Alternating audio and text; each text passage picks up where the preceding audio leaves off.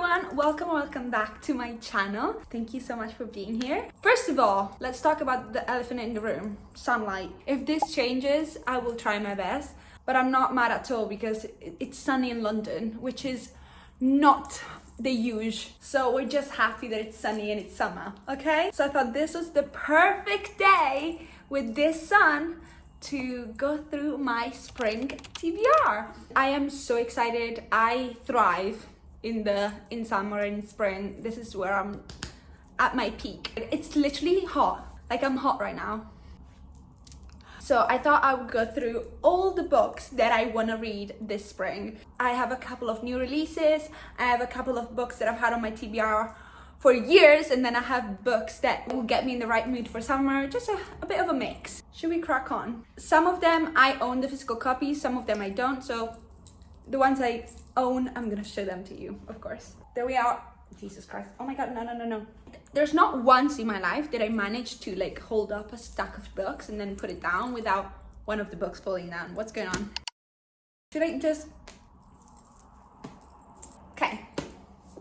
First book is Just for the Summer by Abby Jimenez. Now, this was so popular last summer, and you'll be like, Aisha, you need to read that in summer. It's called Just for the Summer. Yes, but I plan to read this like end of May. Do you know what I mean? Just at the end of spring, beginning of June. Do you know what I mean? Because it will get me in the right mindset for summer.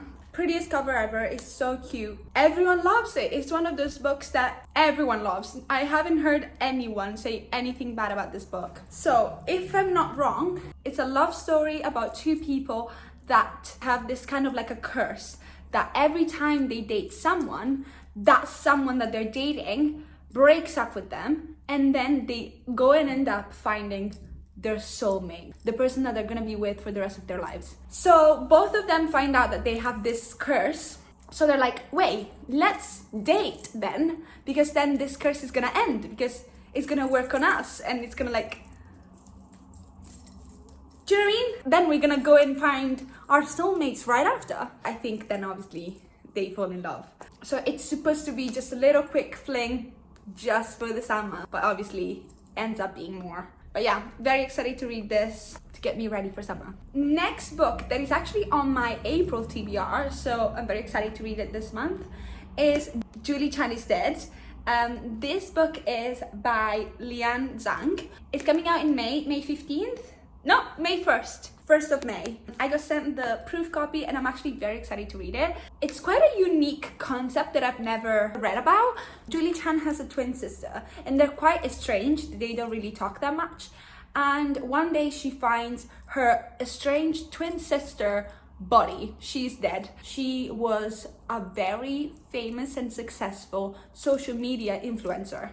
The moment Julie Chan grabbed her phone to call 911, she realized that she had in her hand like her whole personality, because she could just steal her personality. She could just steal her identity. So she ends up doing that. She ends up stealing her identical twin sister life, followers, sponsorship deals, money, like literally her career, and becomes her. And I was like, that's so cool, that's so funny. Because she was like, she was meant to call the police when she found the body. She meant to dial 911, but when she unlocked Chloe's phone, Chloe's the twin sister, she was like, wait a minute, I could just be her. And she becomes her. But someone out there knows that even identical twins have their differences. I'm very excited to read this. So yeah, it says, Julie Chan is dead, or that's what she needs you to think. Because obviously Julie Chan isn't dead. It's Chloe that is dead. And Julie has nothing. Chloe has everything except a pulse. Ah, the author is so cute. Look at her. Oh my god, that's so cool. And she was a skincare content creator, so she knows. And this is her debut novel. I'm so excited to read this. Okay, next book that I really want to read, actually this month, I want to read in April, is The Light That Blinds Us by Andy Darcy Theo. This is his debut novel as well. And his second book is coming out so soon, literally this month. He's lovely, and I've been invited again to his like release party. And I went to the release party for this book and it was so... How rude. Go away! And I went to the release party for this book and it was such the best vibes. I met so many book creators, everyone was lovely. I met... Enough! His mom was an icon, love her. And this is signed, which is very cute. And I'm very excited to go to the second party, but I want to read this before I go. This is definitely on my TBR. This is a fantasy YA book. When consumed by shadow, even the faintest light can be blinding. After a childhood haunted by hallucination, Alexis' only comfort is the blue amulet he's had since before he can remember. Now the visions have gone and Alexis craves a normal life. But when a trip to Stonehenge unites him with 3 other teens carrying similar gems, normality is abandoned and they're told that they're destined to save the world from an eternal night. It sounds so fun. I know I'm older now, but I don't mind YA books, especially when they're fantasy. I feel like YA romance is a bit harder, but YA fantasy, I still eat it up. So yeah, The Light That Blinds Us, very excited. The next book is so odd, like it's such a rogue choice for me, but it's Wuthering Heights. I have owned this book for so long. I read it in Italian when I was younger, for school, I'm pretty sure. And they're making a movie now. And the cast of the movie slaps. So I'm so excited. I actually love classics. I just don't read them. And I never know why, because then when I read a classic, I'm like, oh, this actually slaps. It's incredible. Why have I not? I always do that. And this year I told myself one of my bookish goals that I had for 2025 was to read more classics. So Wuthering Heights will be my classics for springtime. First of all, so floppy, which is always a yes. I mean, I'm sure you know about Wuthering Heights, so I don't really need to tell you. By Emily Bronte, I'm sure you know. But I'm gonna read you the back. Anyway, there's actually not a back. That's a problem. Let me get it. Let me read you the back. I don't remember much and I don't know it well enough because I think I read just pieces of it in Italian at the beginning of high school. So I'm actually so excited to read it because I don't know about the story that much, but it's like one of the most famous pieces of literature ever. And I'm pretty sure it's Emily Bronte's only novel. Am I wrong? Am I correct? Lockwood is forced to seek shelter one night at Wuthering Heights, the home of his landlord. He discovers the history of the tempestuous events that took place years before, of the intense relationship between the gypsy foundling Heathcliff and Catherine, and how Catherine, forced to choose between passionate, tortured Heathcliff and gentle, well-bred Edgar, surrendered to the expectations of her class. Apparently there's betrayal, vengeance, love, relationship, and you know, the Brontes, they were ahead of their time. I love Jane Eyre by Charlotte, so I'm so excited to read this. I don't know, the other day I was literally like, I want to read Wuthering Heights. So yeah, it's on my spring TBR. Next we have another book that it's quite new for me. I got sent this. I got it sent from America. So it's an American book, which is so odd because I don't really own that many. But this is Beautiful Exile, and this is the limited edition ARC by Catherine Cowles. Ah, quite cute. Look at this. Look how cute. I think this is part of interconnected standalones, because they're standalones, you can just read whatever you like. It has tropes on the back. So the back says, female main character in hiding, man obsessed, he falls first, billionaire, hockey team owner, she's an artist, brother's best friend, catch her in you die vibes, forced proximity, and who hurt you vibes. So yeah, this is the 4th book in the series actually. And the series is called Sparrow Falls. I haven't read any of the ones before, but it's interconnected standalone, so it's fine. I love this first line, it's incredible. It says, I should have known Lincoln Pierce was trouble from the moment I held my knife to his throat. Yeah, as he should. I've been running for most of my life, hiding away in a small town and hoping no one discovers who I truly am. The only problem is that I can never let anyone know the real me. Or at least that was true until my brother moved his best friend into our shared property. I love a brother's best friend. I love it so much. I love the forced proximity, especially when they have to move in together.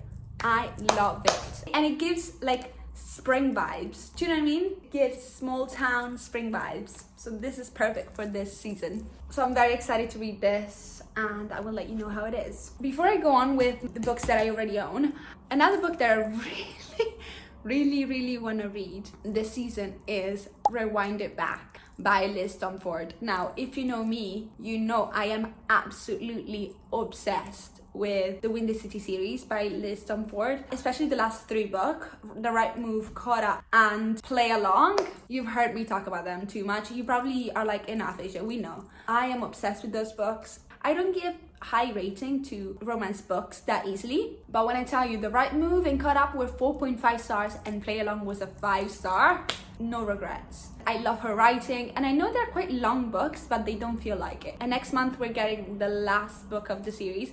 I'm gonna cry so hard.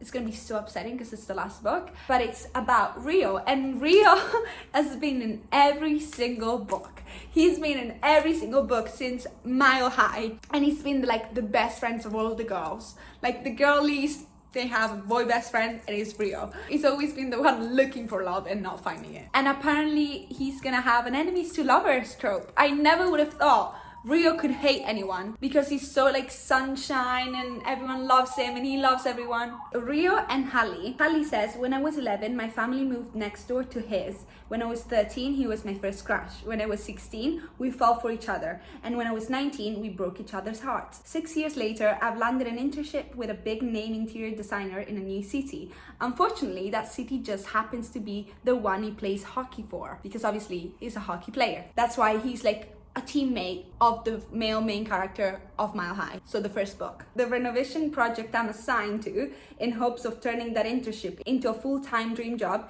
it's his house. I'm so excited. And they can't even stand to be in the same room. And then Rio says, I never thought I'd be the only single one left in my friend group, but after years of trying to find love, I've concluded it might not exist for me anymore. That is until I accidentally hire Hallie to renovate my house. I'm not a big fan of second chance romance, but there is this thing with Liz Dunford that usually, even if I don't like a trope, she will make me like the trope. Absolutely trust her. She's one of my favorite authors. I didn't know her existence until last year, and then I fell in love with her, and it's such a beautiful like found family element to it. All the boys and the girls and like all of them are so cute, and now they have, some of them have kids, and like I love them. It's so nice. I love an interconnected standalone series, but this one is one of those interconnected standalone series that you should just read them all, because you will not get it how great it is until you've read all of them. I think it's my most anticipated read of the year after Sunrise on the Reaping. I've read that though. I don't want to talk about it. The pain is still too fresh. I loved it though. It was incredible, but like, Jesus. I can't wait for Rio's story. Like, ah! Next is a book that I think you've heard me talk about before. It's Thunderhead. This was one of my 25 books for 2025, and I think I want to read it this spring. I don't know why I've been putting off reading it, because I'm so excited to read it. This is the second book in the Scythe trilogy, and the first book is called Scythe. It's like a dystopian YA book about a world where humans don't die, they don't grow old, and they don't get ill. So the only way to to avoid overpopulation is to, but only like some superior people are in charge of gleaning, which means like killing, and those people are scythes. And these two teenagers, Rowan and Citra, are training to be scythes. A crazy thing happens, there's a crazy cliffhanger at the end, and I'm actually so excited to read it, and I don't know why I've been waiting. I don't know. I have no explanation. I just really want to read this, but I keep not reading it. Neil Schusterman did great, and they're making a movie, I'm pretty sure, or a TV show? Either one. And there is a very faint, very small romance subplot, and it eats because it's so like, it's so slow burn, it was so well written, and I actually really enjoyed that subplot, so I really hope the romance continues in this, because I really like them too. So this spring is the time. It's time. Another book that I really want to read this spring is, what is it called? There's too many books, you know. Nobody. Another book that I really want to read is Nobody Like Us by Kristen Becker Ricci. Now, you'd be like, Asia, shut the fuck up about the Like Us series. I promise this is the last book. I promise you. It's the last book in the Like Us series that I've talked about so many times, and you don't want to hear me talk about it anymore. Book 13 of the series is a crazy long series, and it's a spin-off series of the Addicted Calloway Sisters series, which is quite famous, so you might know that one, or you might even have read that one. And this is the spin-off of their children, so it's like nepo babies, billionaires that have romances, and some of them have romances with their bodyguards, so it's quite interesting. And I'm on the last book, one last book, and it's about Luna Hale, and she is an iconic character. She's so cool. I love her so much. She's so cool. They're both quite weird, but in a fun way. So I'm very excited for that. But obviously I'm not going to tell you the plot because there's 12 books before that. But yeah, this is the third book of that couple. They're not like extremely well written, but they're just in a universe that I love so much, and I love their parents so much. And I just, you know, I just love it because I just love the universe. But are they the best written book of all time? No, they're not. They're not. They're just not. But they just have a special place in my heart. So this is another series that you're like, Asia, shut up. I've heard that people... And it's Lady Midnight by Cassandra Clare. This is the first book in the Dark Artifices series. I am gonna read it this month because I am so excited and I can't wait anymore. I have read the other two series. I've read The Mortal Instruments when I was 15, and then last year, after almost a decade, I was like, it's time to go back to Cassandra Clare, and I read The Infernal Devices, and it was the best decision I've ever made because I loved it so much. It was incredible, and I cried at the end of the last one. It was incredible, and I was like, why did I ever leave this place? So I'm back, and now I purchased all the other books. All of her books, I have them all. This series talks about Emma and Julian. Am I correct? Yes. So Emma Cassez, I don't want to talk about her last name. I'm not well enough still. You'll know if you read The Infernal Devices. But yeah, Emma Cassez is a Shadowhunter, and she has a parabatai called Julian. And parabatai in this world are like these people that are like so special for you. They're like almost like family, like blood. They're like this platonic soulmate that you have, and you're bonded for life, and you're not allowed to be romantically involved with your parabatai. You can't. That's a thing that you can't do in the Shadowhunters world. They're in Los Angeles, and there's been like some very mysterious death happening of humans and fairies, and these murders look exactly like the murders of her parents, of Emma's parents, of when she was a child. So they're investigating, and they have 2 weeks to solve this problem. And at the same time, she's falling in love with Julian, which she's not allowed to do. They're not allowed to be in love. So I don't know how that happens. I don't know. So I think it's like forbidden romance. But you know what? She's very good at writing forbidden romances. If you know anything about the Mortal Instruments, there must have been a moment in time where all of us at 13 years old were okay with siblings dating. I was okay. I'm not even lying to you. I said I don't mind. Now I'm older, I understand how that's wrong, okay? But when I was 13, I didn't care. And this book is almost 700 pages. So I don't know what happens in 700 pages, but I'm very excited. I'm just excited to go back to this universe and read all the books, because I have 6 more books. And last but certainly not least is Saving Six. Now, I've said this on TikTok. I was like, guys, am I ready to go back here? I don't think I am. But I'm very excited to be. So this is the 3rd book of the Boys of Tommen series. You know about it because it's so famous right now. But I read these books 3 years ago, I think. I read back to back Binding 13 and Keeping 13. I don't think Saving Six was out at the time, because why did I not read it then? It must have not been out at the time. But now there's so many new books. So I think it's time for me to crack on and go back to this universe. If you don't know about this series somehow, please check the trigger warnings before you go into it, because they're heavy books. They're very heavy books. The first 2 talk about one love story, and this one is another one. Saving Six and Redeeming Six are the brother of the female main character of the first 2 books. There's a lot of domestic abuse. There's a lot of drug use. There's a lot. Even though these are quite young characters, I'm pretty sure this is a high school romance. So that was the only thing that I didn't love. It was like quite YA, but it's not YA book. You shouldn't be young in reading these, but they're young people. I remember sobbing for hours after finishing these books. And apparently this is sadder. It's worse. That's what everyone's been telling me on TikTok. And everyone was like, good luck, this is worse. I was like, what do you mean this is worse? How can this be worse? So that's interesting, but I'm very excited. I might just make a video of like reading sad books for a week. And these are set in the early 2000s in Cork, in Ireland. And one of my best friends is from Cork, and her boyfriend is from Cork. So I know exactly what they sound like. I know exactly what they sound like. I just imagine Abby's voice. Very excited to go back here. Very scared, terrified actually. But yeah, these are all the books I want to read this spring. Get me ready for summer, when the sun is shining and I can go for picnics, and hopefully the weather stays like this because this is gorgeous. Thank you so much for watching. I love you so much. Please don't forget to like and subscribe. It helps so much. And I hope you have a great rest of your day. And all my social media and stuff is down there if you want to go and follow. And I'll see you in my next video. Ciao!